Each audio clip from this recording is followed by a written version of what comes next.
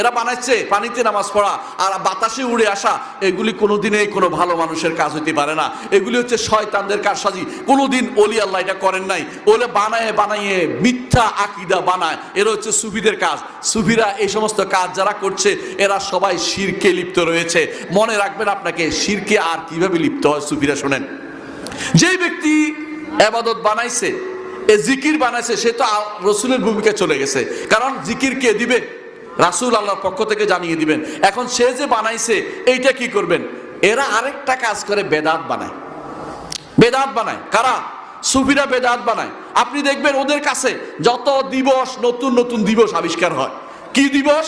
হ্যাঁ, সবে বরাত, সবে মেরাজ, সবে ঈদের রাত, হ্যাঁ, সবে ঈদ, সবে কত, সবের শেষ নাই। অমুক রাত, তমুক রাত, অমুক রাত, এমনকি শেষ পর্যন্ত এখন শিয়াদের থেকে